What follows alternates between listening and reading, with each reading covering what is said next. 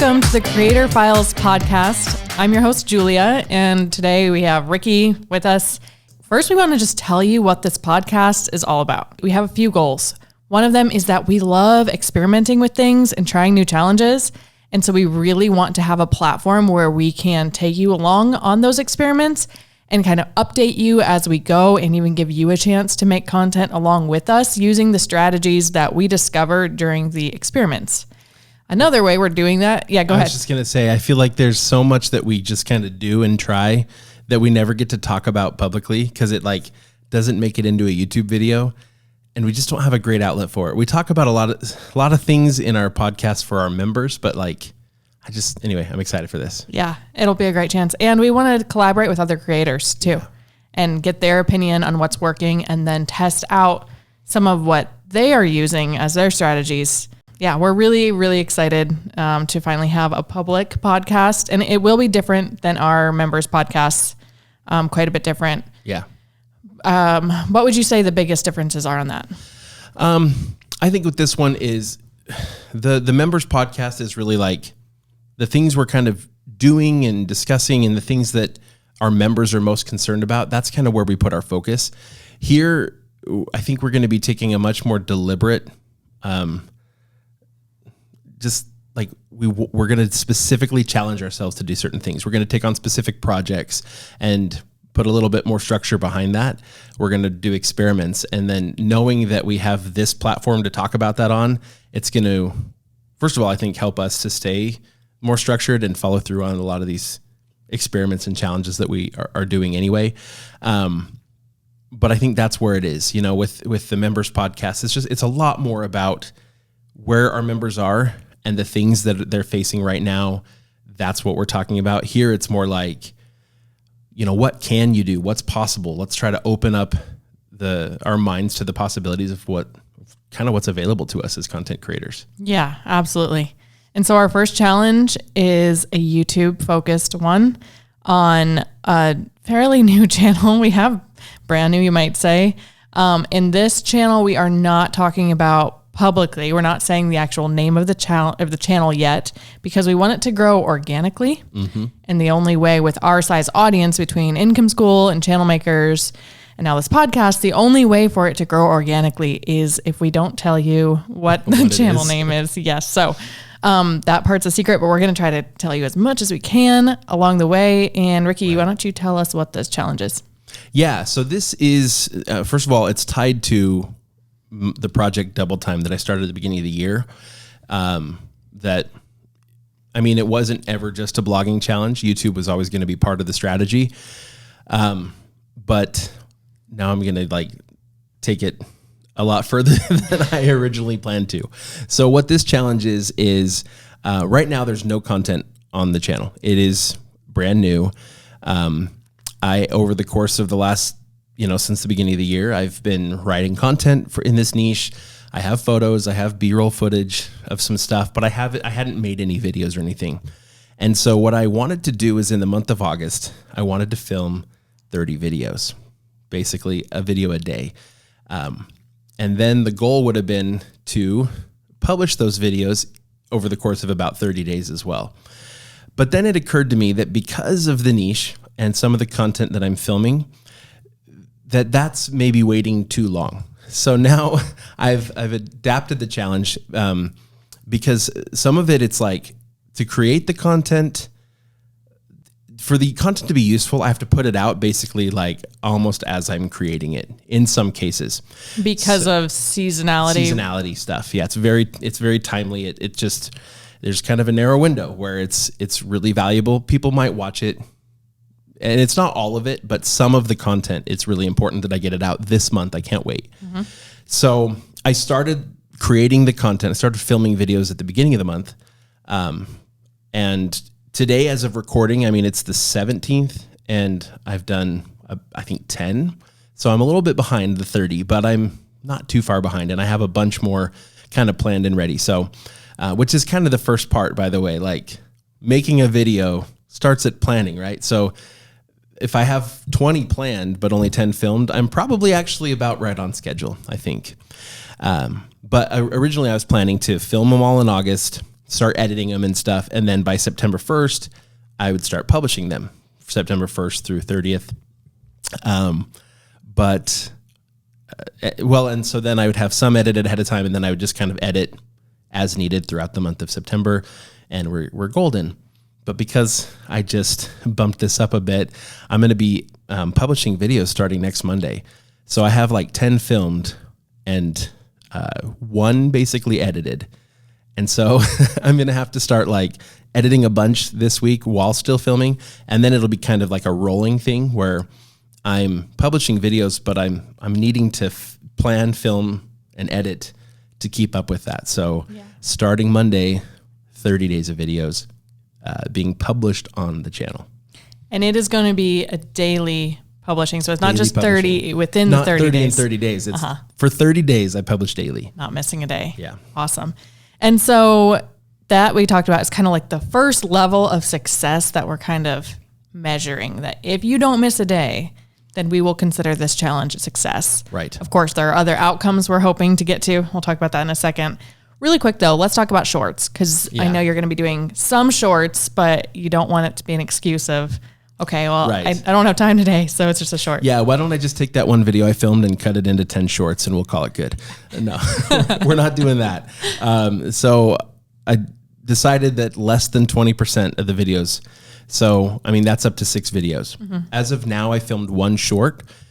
And my plan is if I'm going to do shorts, it's going to be a short on purpose. It's going to be dedicated to be a short because I want it to be a short, and it can point to, it'll have some value for the channel. I think it's really easy to create shorts with the intent to get lots of views for the short, but then that short doesn't support any of the other goals of the channel. Because this challenge is tied to my Project Double Time, there's a monetary outcome that I'm searching for by the end of this year, right? So it's not just about making a channel and getting lots of views or even lots of subscribers. It's about making an income from this channel and blog this year. Yeah, really quick, let's just talk about Project Double Time. I think a lot of our audience has heard of it already, but let's go over it one more time. Yep. The Project Double Time basically it's a challenge to do what we would normally do in 24 months, which is get to a full-time content business within 24 months. Full-time, the number we're using is $4,000 in a single month. That's just kind of a nice round number to use. And the goal is crash that down into a 1-year time frame. And so I've been doing a lot of blog content throughout the year so far, hadn't started the YouTube, further behind on the blog content than I'd like to be. And so now it's like, okay, we got to go all in on content. And so this month I'm highly focused on the video content. Yeah, we've had a lot of crazy things going on around here at Income School this year. I can attest to that. Yeah, so it's understandable that you're behind. But I think that's really interesting perspective, that because you're behind, you're deciding to do this YouTube challenge. And even though you were already going to do YouTube, you are deciding to go a little bit harder on YouTube than you would have before to kind of make up for lost time.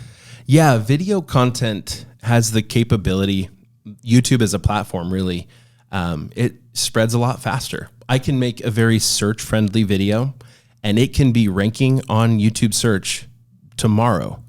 Whereas with a brand new website, and I'm talking on a brand new channel, right? On a brand new website, that's not the case. You publish your first article and it can take months. And if you only have 1 article, it might never, ever, ever even make it into Google's index. It's just, we've so many times made channels where we put like 5 videos that were just very search friendly. Somebody's like, how do I do this in my niche? How do I change the oil on my dirt bike? Whatever. And it's like, there it is. There's a video. And over the course of years, they get hundreds of thousands of views on channels that don't have more than 5 videos. And that's happened so many times. It's not every video, but like out of 5, like 1 out of 5 will literally be in the hundreds of thousands of views in many cases. So it works really well.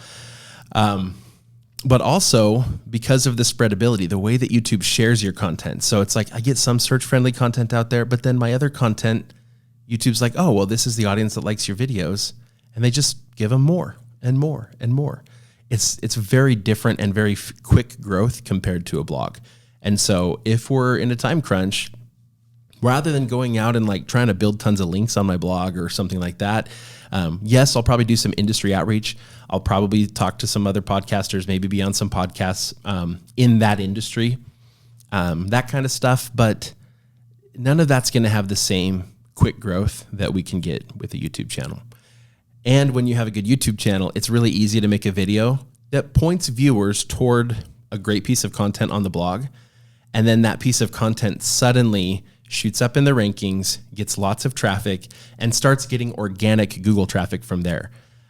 We've done that so many times that it's incredible. We'll take an article on a new website. In fact, a couple years ago, we started the blog to go along with the Backfire YouTube channel. That was a case study channel that Jim and I made a few years ago. That is now his full-time business, right? That's what he does. We started the blog, and within the first 3 months of the blog, it went from brand new website to 100,000 page views a month of Google traffic, because there was a YouTube channel already that pointed people to the content on the blog. And so now we're crashing that down into a very short time frame, and I'm not expecting that kind of sudden result because it's going to be a brand new channel.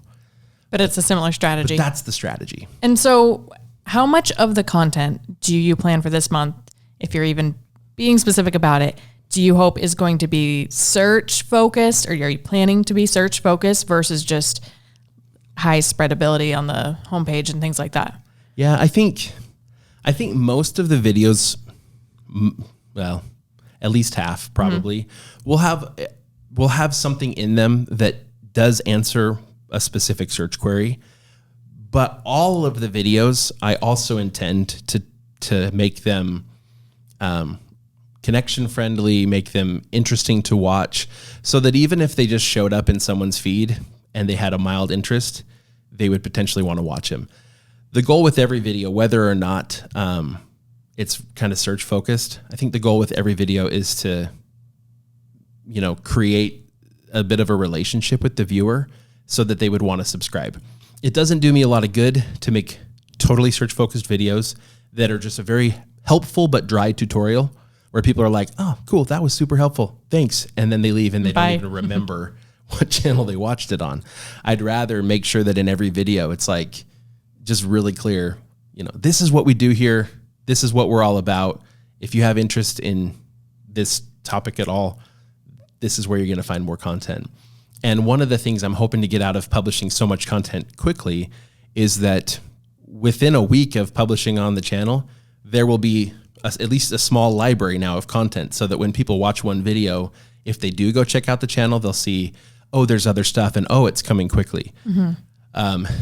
It's really hard if you're going to start with like a weekly publishing schedule, because it takes like a year before not a year, but half a year before you have a reasonable size library. I'm going to have a half a year size library of weekly videos in 1 month.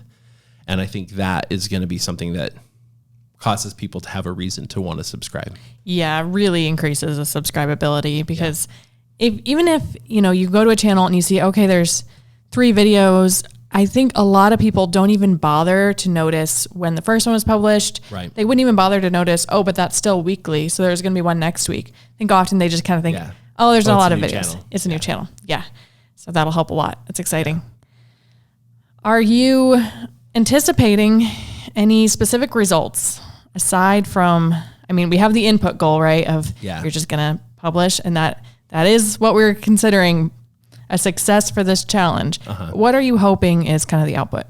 Yeah, I think the main thing is, it's hard to put specific numbers around it, but I would think that if the channel were to hit the monetization requirements, right? 4,000 watch hours, 1,000. Now I know there's an earlier monetization step, but full monetization, right?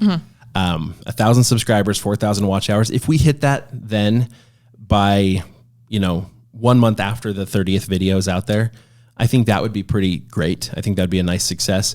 We've done it that fast before. Backfire was less than 2 months from the first video till it was first video published until it was monetized. I think that would be fantastic. I think it'd be even cooler if it was within the first month. But it's hard to say. it's hard to know what it's going to do. But I'm hoping to hit those kind of hit the monetization number at least by the end of October.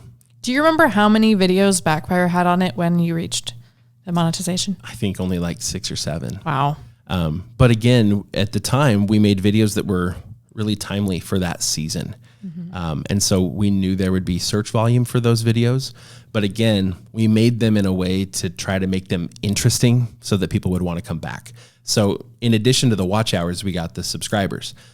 I find that most people, by the way, when they're trying to get to those monetization numbers, they usually hit one or the other. For us, it was like, yeah, by the time I hit 1,000 subscribers, I have the 4,000 watch hours isn't even a problem. I've said that before. And then I've had people be like, what are you talking about? I have 2,000 subscribers and I don't get the watch hours. So oftentimes it's one or the other, right? We've always had less trouble getting the watch time. And I think that's just because the kind of videos we make are usually pretty information heavy. We come from a background of teaching blogging and YouTube and stuff, right? So even when we make videos on other topics, they're very information focused. So we get away with making 12-minute videos.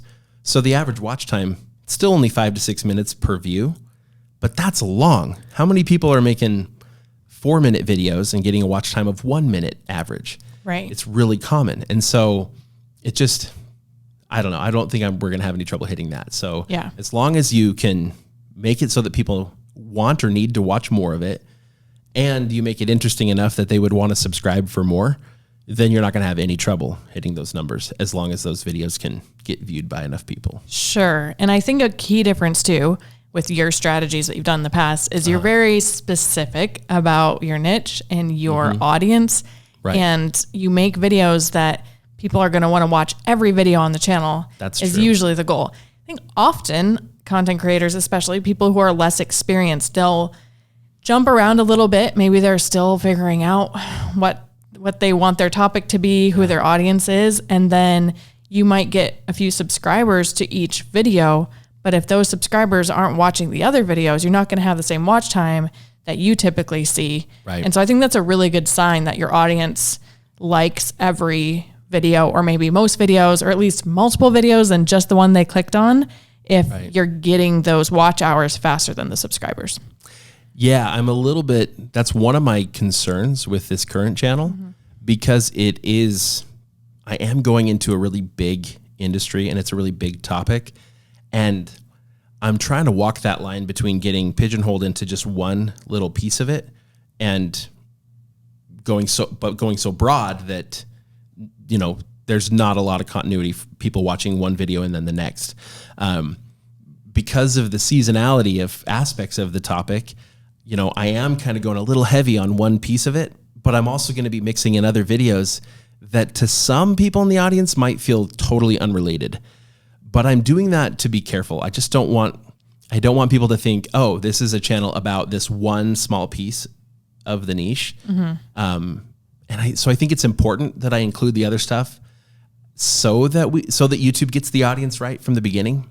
But it could mean that, it kind of selects out some people that might have watched some of those first videos, but who wouldn't be interested in the other stuff. Yeah, it is a little risky. Yeah. And we're going to talk in future episodes about some specific strategies we're going to implement to try to kind of counter that risk. But I think it's still there. And I mean, if I were to hear that without knowing anything else, that, okay, the challenge, maybe you were successful with the publishing rate, but we didn't get the same amount of subscribers and watch hours as we had hoped, I think I would probably guess that that's the reason. So yeah, it's a little scary, but we're going to go for it and see what happens. And we're going to learn from it. Whatever happens, we'll learn if our strategies work well enough, or if it's just too risky to start off a channel like that. Or maybe we find out that it is really risky and that is a problem, but long-term it works itself out. Yeah. I think that's something too that content creators need to be aware of, is that we often get hung up in strategies to get there as quickly as we can. And in large part because as content creators, we do the work up front, hoping that there's going to be the reward for it eventually, right? So we don't want it to take forever. The problem is that it's really easy to give up long-term, like a much better outcome in the future because you're trying to use strategies to get there as fast as possible. It's really common in all business. People do it all the time. But I think as content creators, it's an easy trap to fall into. Playing the long game, you'll win out. But it's scarier when it's not guaranteed. Yeah, absolutely. And I think that the longer I'm immersed in content creation, the more I just realize it has to be a long game because you're never really going to arrive. You know, maybe eventually you'll even get to the point where you can quit your full-time job and do content creation full-time. But you're always going to have to do it. It's unless you sell your website or something, it's never completely passive. Right. Especially with YouTube. Right. Far from passive. Right. And so you have to get in the habit of thinking long-term, thinking what's going to work, what you can maintain on a regular basis. Yeah, fun challenges, a 30-day burst, sure, because we're not planning on maintaining that forever. Right. There's no way. Yeah. But I think that's just, it's a good habit to get into of thinking what's going to benefit me most long-term, not just thinking there's some goalpost that you're trying to reach and it doesn't matter what you do to get there. And that's why, for me, the most important goal, and like, this will be a success if I publish daily for 30 days. Mm-hmm. I do hope for and want certain outcomes. And in fact, this is a challenge. And so, I would love, like, I want to see, and maybe that's kind of the outcome goalpost we set is like, maybe it's even that at the end of the challenge, we hit at least one of the two monetization requirements, right? Yeah. Either the 1,000 subscribers or the watch time, right? And the next goalpost is that by the end of one more month, so not even end of October, right? It's going to be 2/3 of the way through October, right? Around, what is it? I'm starting to publish August 21st. That will be my first published date. And so by October 21st, monetized. That's the outcome goal. October 21st. I'm writing that number down as what we're shooting for. But again, the challenge is success if we accomplish publishing for 30 days and the content is content that I'm proud of, not embarrassed by.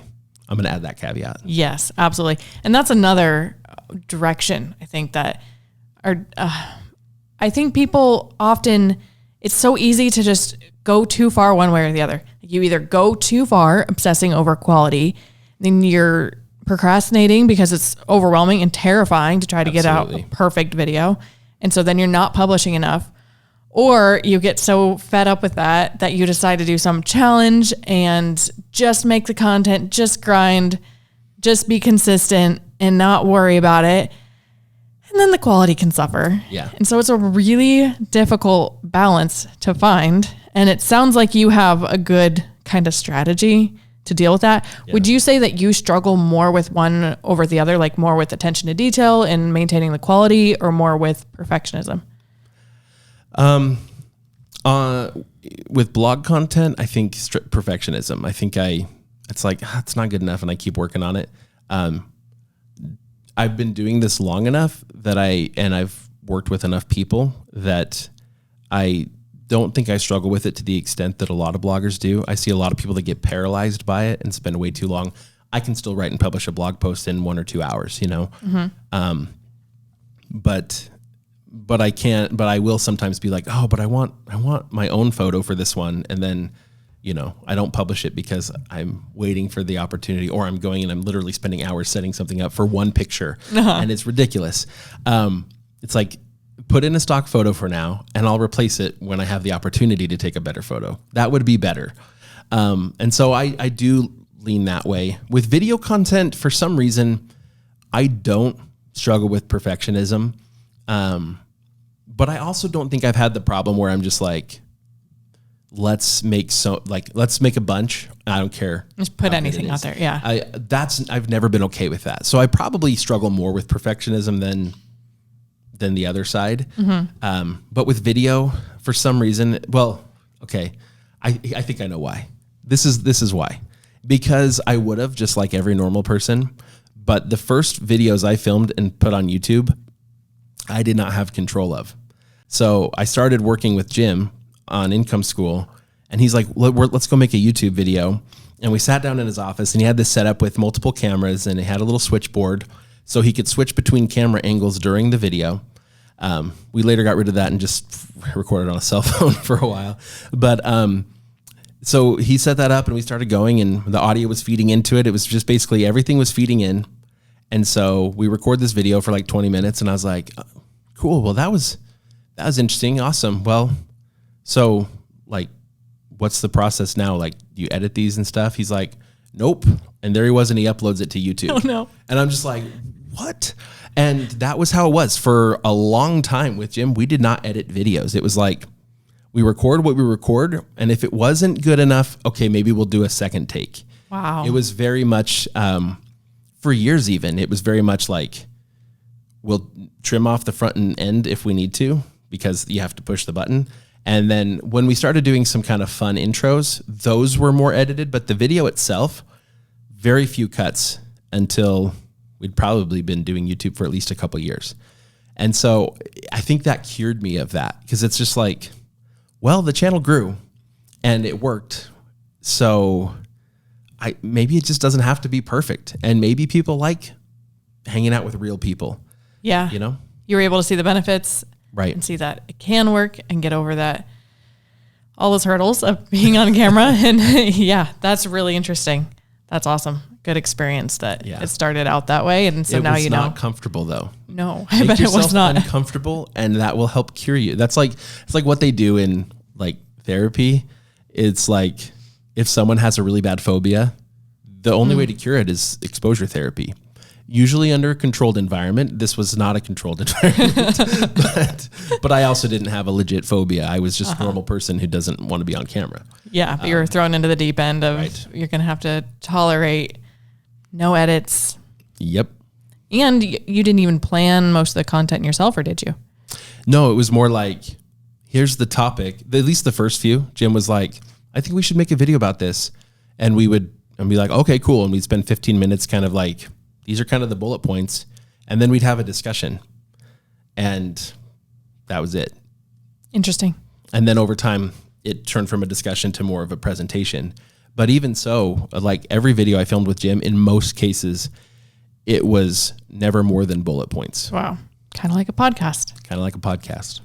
So as far as the input, what do you think the biggest challenge will be? What are you most worried about? If you had to guess what'll make you hung up on not the results, but on the input, what do you think? What are your predictions on what's going to make it the hardest? I think it's going to be making sure that we get the videos from recording through editing. So we have 2 editors, 1.5 sort of, right? Because Andrea, she works part-time. So, and they basically stay busy with Income School channel makers, the normal stuff. And so they're going to edit no more than half, but probably much less than that of the videos. So I'm going to be doing most of them, and I'm going to be keeping the edits very simple. But making sure that I put in the time to edit that many videos, and a video every single day, basically filming and editing. I mean, I have a little head start on filming now. Like, it wasn't like, you know, the challenge wasn't 30 days. It was like, 50 days. To you have a little bit of B-roll. So I had some video that now that I've recorded in the first 17 days of the challenge. And so it's not record and edit a video every day, but still, like, it's a lot of work to get done in a day, especially because, I don't get to stop doing the normal work I have to do here. I'm still creating content for Income School channel and channel makers. I'm still doing a lot of work with Project 24. I did a mastermind today for Project 24 members. The normal running of the company isn't stopping. And so it's a little bit akin, I won't say totally, because I do have resources here. I have cameras, I have the computers and stuff. So it's not quite like those people who are listening, most people who have a full-time job, they're busy, and then they have to literally use family home time to do all this. It's not quite that, right? Yeah. But it's more like that than most people probably think it is. I will be editing videos in my evenings at home. Like, there's no other way I'm going to get it all done. Yes. So that's going to be the biggest trick is like I went through that for a long time. I went through the whole like creating your content in your spare time, in the evenings, all that. I did that. Like I did my dues. I'm supposed to be at the point where I'm full-time and I get to work on my blog during the day. But because I do challenges and because I teach blogging and have to start new blogs all the time, I'm not that. I still have to, have to pretend like I'm not a full-time blogger, and I have to do my job during the day and I have to do my challenges. And there are so many things you do. Yes. It's not just come in and have peace and quiet to work on this blog or this channel all day long. I mean, we've been talking for months here. How do we free up more of your time so you can work on this? And you're frustrated. I think in the same way that people with a day job get frustrated about not being able to work on their content. Like, there's so much I want to do if I had time for it. It's definitely not that straightforward. Okay, so technically you have filmed a little bit before this. It's not all being filmed, edited, and published in this 30 days. You're doing most of the editing and the publishing in these 30 days. But I don't know if people are going to say we cheated. Something I think is important to know, especially if you're planning on following along with this challenge, anybody that wants to see if they can do a similar challenge to this, I don't think it matters that much. I mean, unless you really need the bragging rights. And of course, we're trying to have it a little bit more stringent because we're doing a challenge for this podcast. But if you get some content filmed ahead of time and then you're still publishing a video every single day for 30 days, well, it doesn't really matter. I think the biggest risk is if you spend so much time procrastinating on the filming that you never start the 30-day challenge. And so in that case, I would suggest decide when you're going to start the 30-day publishing challenge, because if you're going to publish every single day for 30 days and you decide when that starts, well, you're going to have to film the content eventually. Yeah. And I think that's kind of a distinction. And if you're using B-roll that you got 6 months ago or before you decide to do this challenge, like don't just tell yourself. I can't use that because it was 6 months ago and I'm doing a 30-day challenge. Some artificial restraints. Yeah, we don't need that. Make it easier for yourself if you can.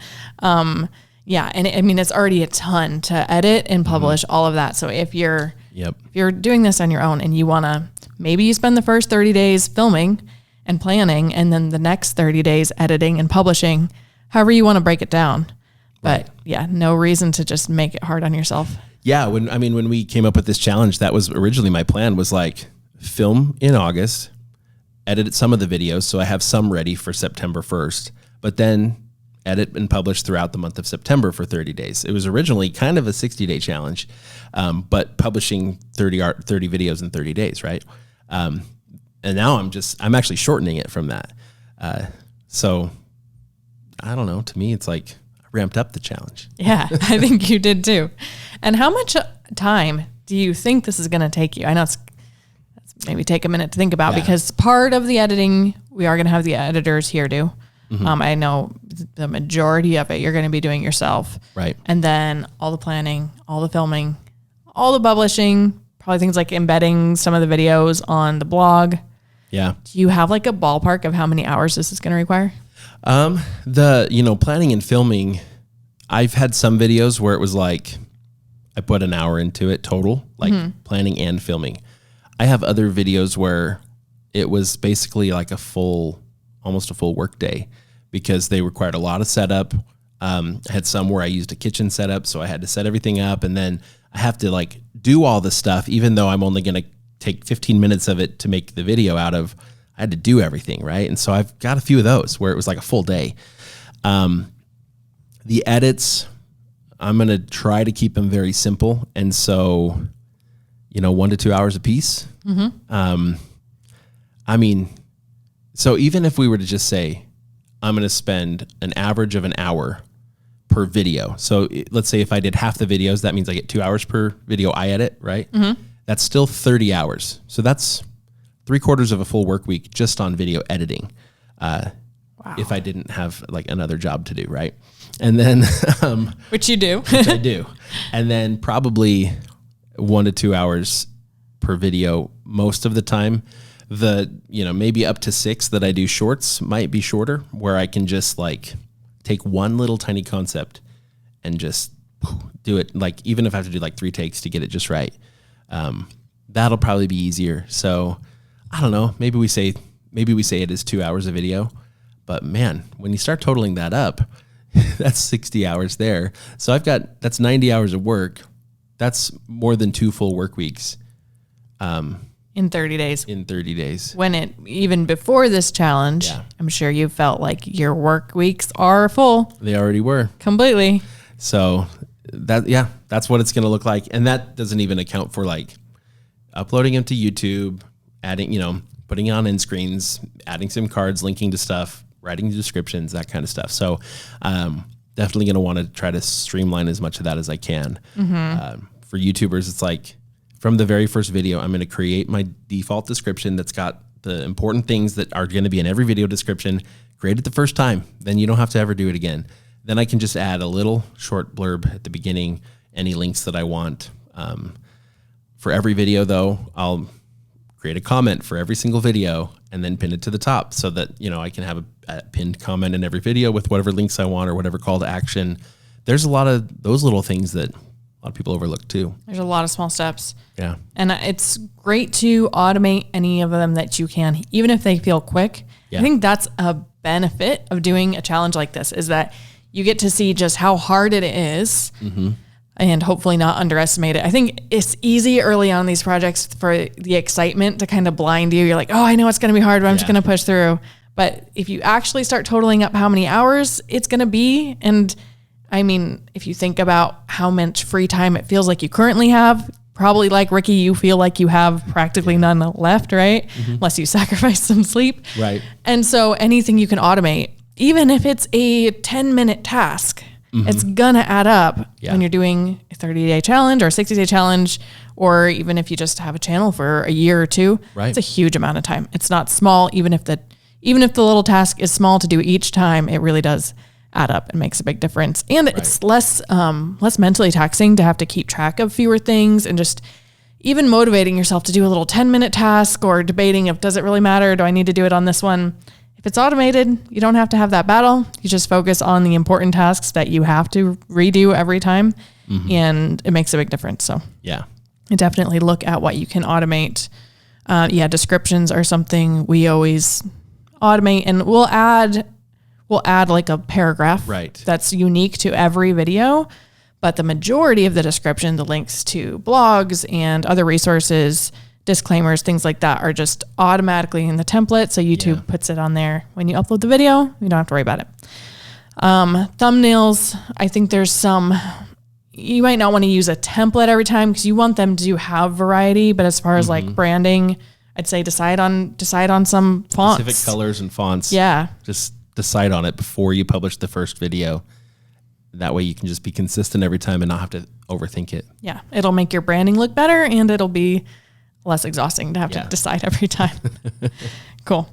Okay, let's talk about some predictions for output or the results that you can't really control, but just because it's fun to predict and then see what happens at the end of this challenge. So what do you think the worst case scenario is on like views, subscribers, things like that?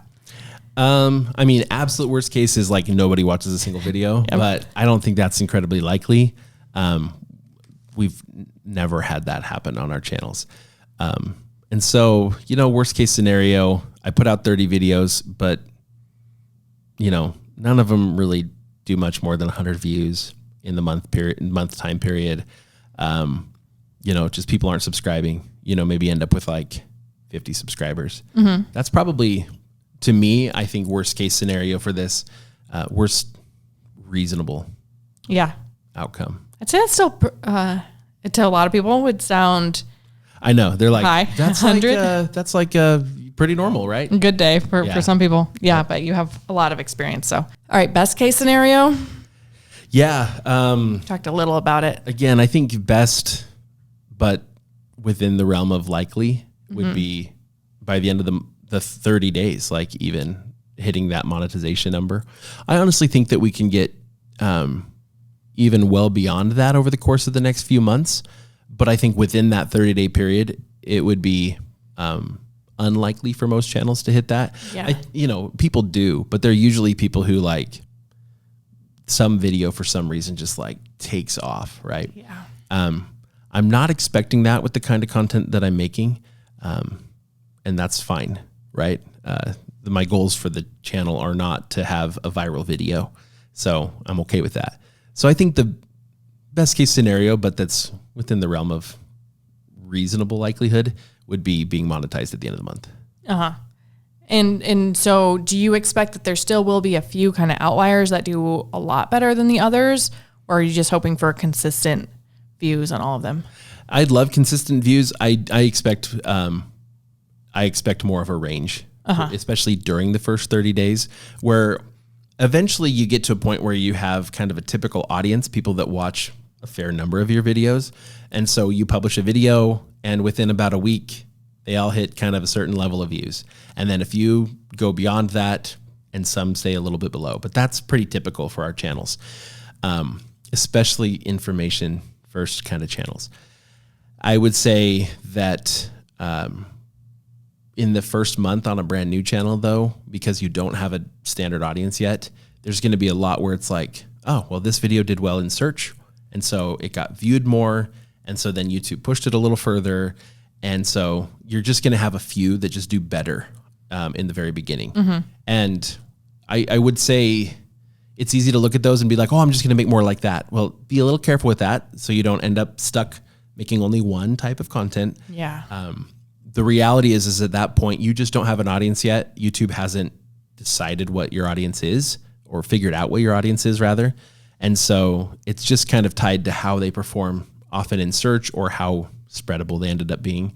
I think it's probably better to sort of stick to what you're doing for a little while, so that YouTube can get a better feel for who your audience should be, because then it can settle in on that, and then you can start kind of improving your content based on what's working better and not.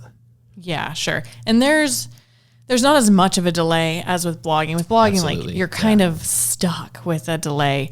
YouTube, like you said, you could have a video that just blows up for some reason, but if most of the time there still is some delay, even though it can be a lot faster than blogging. It just takes a little while for the algorithm to test your videos and figure out who your audience is, and for people to catch on and subscribe. And it takes a while for YouTube to see, are people coming back to watch these videos? Are the subscribers loyal? Are they active? Right. Or people who don't subscribe, are they still, clicking the thumbnail when they see that you've uploaded a new video? These things take a little bit of time. Yeah. So yeah, 30 days it's going to be hard, but it's exciting. Okay. And then what's like the most likely scenario, do you think? Oh, most likely is that we have a few videos that get maybe a couple thousand views in that first 30 days. Most of the videos get a couple hundred views maybe in the first 30 days. A few that get very few views, probably, I don't know, in the hundreds of subscribers. Mm-hmm. I think that would be likely. I don't think it's, I don't know. I'm trying to think I don't think that's what's going to happen. I think we'll do better than that. I think the 30 videos in such a short period of time is going to quickly help YouTube figure us out and start to build some momentum. So, but I've never done anything quite like that before. Yeah. It's a lot of content in a short period of time. So I'm actually really curious to see what happens. But honestly, if the average views per video within the first 30 days was 300, maybe, I think that would be probably a pretty normal, reasonable outcome. Yeah. Awesome. So let's talk for a minute about people who want to follow along. So there's kind of two options here, mm-hmm. three maybe. There's, if you want to follow along with us and kind of try these challenges as we do them, I'm sure it's not going to hurt your content. Yep. It's a great practice. But then of course we're kind of doing these challenges so that you don't have to. And so if you're listening and you think you want to wait until after the challenge to hear how it went, hear what we learned, what we do differently, what we do the same, then of course we're going to check in on October 21st and even after that, because we're going to keep updating you on how this channel is doing a little bit more long-term than just October 21st. But I'm sure we'll do some kind of recap around October 21st. Yep. But for anybody that does want to start this challenge with us today, or maybe in the next few days, so they have time to prepare, what are some tips you'd give them, some ideas for sort of guidelines to follow? Yeah. I would say look for some kind of clusters of videos where you can have, like I've got some where I'm using the same products. Like there are a few where I've got some products. I'm not spending a lot of money on any of this stuff, but where I can use those same products to make 2, 3, 4 videos. And so I can release them. They don't have to go out like one after the other. Sometimes it makes sense too, if you're going to do kind of a like one hub video where you compare them and then individual videos where you talk about each one or whatever. It can make sense. Put out the hub video and then the other ones. But oftentimes it's just like, these are just related videos using those products or talking about their use or whatever. And so they're related. And so I might just intersperse them over the course of that month. But what that does is it allows me to kind of do one bit of research, get to know these, but just find different angles, different things to present. Mm-hmm. Again, I'm not talking product reviews. I'm just talking videos using those same kinds of things or kind of on the same or very similar topics, right? So I can do the prep work. I can film 4 videos in a row, and then I can just spread them out over the course of that month. So that's a way to kind of simplify this a little bit. So it's not like I need 30 completely unique concepts. It's more like, okay, how could I use this? There's one where I spent the better part of, I spent the part of the morning yesterday, but then I went back to it in the evening and I got a bunch of footage. But the footage that I got is mostly B-roll. So this is one I've never done much of this before, where you get a bunch of footage, you cut it together, and then you do a voiceover to show, like, to talk about the how-to. Uh-huh. So I just have lots of B-roll. And I think it's going to make it easier to make a little bit more tutorial style video where it doesn't have to last as long, because I'm just showing little clip, and I'm just saying, here's what you do, then do this, then do this. And they don't have to sit and watch me like actually doing it and talking at them while I do it. Yeah. I'm doing some of that too. So there's a couple, I'm curious to see how they compare. Uh-huh. But that B-roll that I got from the work I did yesterday, which is work I was going to do anyway, by the way, this is stuff that I do in my everyday life. And so I just like turned on a camera and got some footage while I was doing it. But I'm using that for at least 2 different videos. And one of them is like a product comparison where it was like, well, I do this already, so I'm just going to try out these other products that other people haven't really reviewed much. I'm going to use them in my normal process and just see how it works. Take some notes and stuff, and then I have all this B-roll, and then later I can stand in front of a camera, talk about the product, and be like, I used this the other day for this, and then show all this B-roll while I'm talking and kind of voiceover with the B-roll. So I didn't film 2 videos yesterday, but I got so much footage that it'll be easy to make at least 2 videos out of, or that I can use the same footage for both of those videos. Right. And probably I could do a bunch more if I really thought about it. I could probably do a bunch more with that footage too. Yeah. And just keeping it organized. Yes. And not just, this is the folder for this one video. This is right. A lot of this is B-roll that could work for a bunch of videos. Yeah. And another thing we found, and for anybody listening, is sometimes it doesn't feel right away like there's an obvious way to make multiple videos out of one concept or one, thing you're trying or teaching. But then once you get into the planning, if it ever feels like, oh, there's just so much and I don't know what the main point of this video is because I want to talk about this and there's this angle and this direction, that can be a really good opportunity to just split it up. We do that all the time where we think, man, this there's too much in it. So what if we made it into multiple videos? And that's also a great opportunity to point certain videos to other ones on the watch next screen or cards in the video. Yeah. And then that gets your viewers watching more than one video, which looks really good to YouTube. And it's just a win-win in so many ways. That's true. So that's a really good strategy. If you can get people to go from one video to another, YouTube's going to like you a lot more. Yeah. And I think it builds a lot of loyalty. If they see your face twice and they enjoy 2 of your videos, they're a lot more likely in the future to click on your thumbnails or subscribe or, just be familiar with you and trust you more and all those things we want when we're trying to grow on YouTube. So really hope that you follow along, at least with the journey, even if you're not doing this challenge right now on your own. And if you could leave us a review on Apple Podcasts or whatever platform you're listening on, and let us know in there what kind of challenges you'd like to see us do, because we really will take them into consideration.